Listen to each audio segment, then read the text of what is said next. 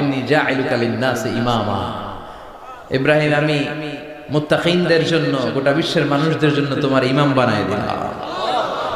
কত পরীক্ষা যে উনি ওনার জীবনে দিয়েছেন, কত কঠিন রাস্তা যে তিনি পাড়ি দিয়েছেন তার কোনো শেষ নাই। সর্বপ্রথম পরীক্ষা ছিল ইলকাউহু ফিন-নার, অগ্নি পরীক্ষা। কি পরীক্ষা? নমরুদ বলল, ইব্রাহিম ঈমান ছেড়ে দাও, তাহলে জানে বেঁচে যাবা, নাইলে আগুনে ফেলবে। সাইয়েদনা ইব্রাহিমের এক কথা, জীবন যাবে কিন্তু ঈমান যাবে। ঈমানের পথে অবিচল থেকে আমার মরণ যেন হয়, তোমারই কাছে মিনতি আমার, তোমারই কাছে মিনতি আমার। মহামহিম দয়াময়,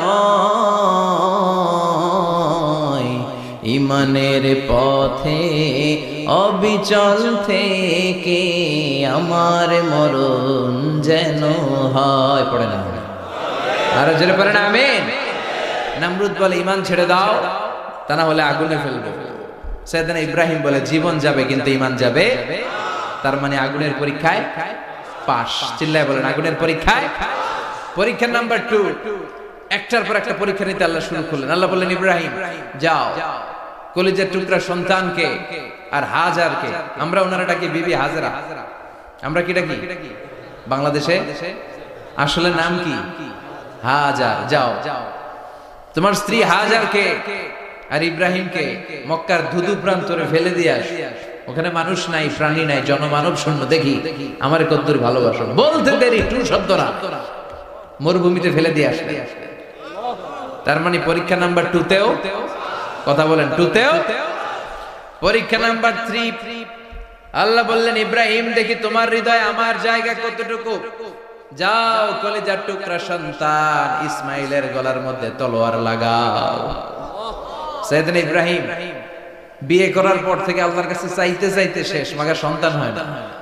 ওনার প্রথম সন্তানটা হয়েছিল সাইয়েদনা ইসমাইল যখন জন্মগ্রহণ করেছে, ইব্রাহিমের বয়স ছিল 86 বছর। সুবহানাল্লাহ কইতে মনে চায় না? এই এলাকায় আসেনি 86 বছর বয়সে সন্তান হয়েছে? হ্যাঁ, এরকম শক্তিশালী পুরুষ কেউ আছে?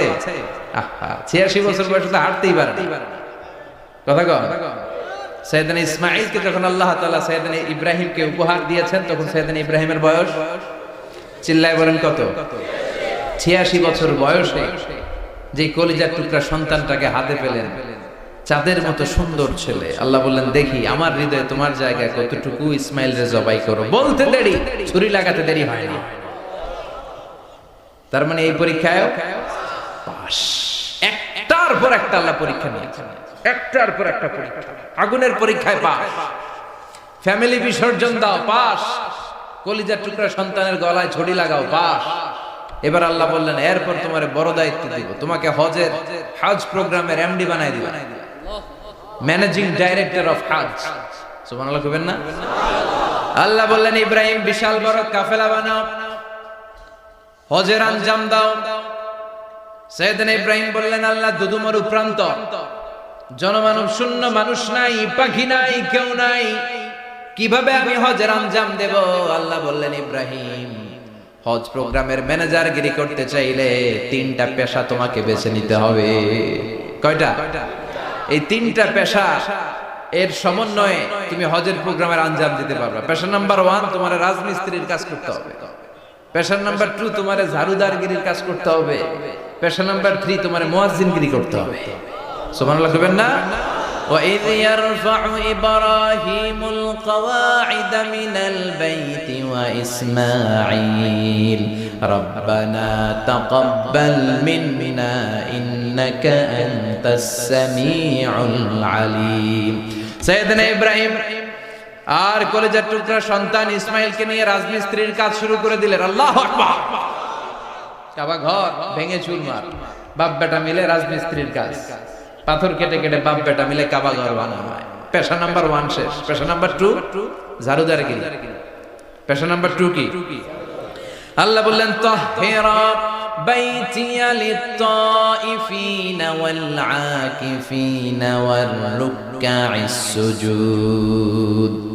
মসজিদেরি ঝাড়ু বারদার হোক আমারে হাত, শোনো আমারে মুনাজাত, শোনো শোনো ইয়া ইলাহি আমারে মুনাজাত, শোনো আমারে মুনাজাত। পড়েন আমিন। আল্লাহ বললেন তাহেরা, পরিষ্কার করো মানে ঝাড়ু দাও। বাইতি আমার কাবা ঘর, লিত্তাইফিনা তাওয়াফকারীদের জন্য, ওয়াল আকিফিনা ইতিকাফকারীদের জন্য, ওয়ার রুকআইস সুজুদ রুকুকারীদের জন্য, সিজদাকারীদের জন্য ঝাড়ু দাও। বাপ বেটার রাজমিস্ত্রিগিরি শেষ, এবার ঝাড়ুদারগিরি শুরু। সুবহানাল্লাহ বলেন। এরপর আল্লাহ বললেন 3 নম্বরে মুয়াজ্জিনগিরির কাজ করো। ওয়াআযিন ফিন্নাসি বিল হজ্জি ইয়াতুকা রিজালাও ওয়া আলা কুল্লি দামিরি ইয়াতিনা মিন কুল্লি ফাজ্জিন আমিক। সুবহানাল্লাহ পড়েন। ও ইব্রাহিম আযান দাও। আযান মানে ঘোষণা, তুমি হজের ঘোষণা দাও। মানুষদের ডেকে বলো আল্লাহ ঘর বানিয়েছেন, এই ঘরে তোমরা হজ করতে আসো। সাইয়েদনা ইব্রাহিম বললেন আল্লাহ আমি আর আমার পোলা ছাড়া কেউ নাই। কেউ আছে? মানুষ নাই, আপনারা কেউ নাই, আমি কার সামনে আযান দেব? আমি কার সামনে ঘোষণা দেব? আল্লাহ মানুষ নাই, প্রাণী নাই, পাখি নাই, দৃশ্যমান কিছু নাই, কোথায় আমি ঘোষণা দেব? আল্লাহ বললেন দাঁড়াও, দাঁড়িয়ে তুমি আযান দাও, ঘোষণা দাও। তোমার এই আযানের আওয়াজটা গোটা বিশ্বের সব মানুষের কানের ভেতরে আমি আল্লাহ পৌঁছে দেব। আযিন ফিন্নাস বিল হজ, হজের আযান দাও। উনি আযান দিলেন আইয়ুহান নাস ইত্তাখাযাল্লাহু বাইতান ফাহুজ্জু। আল্লাহ একটা ঘর বানিয়েছে যাদের সামর্থ্য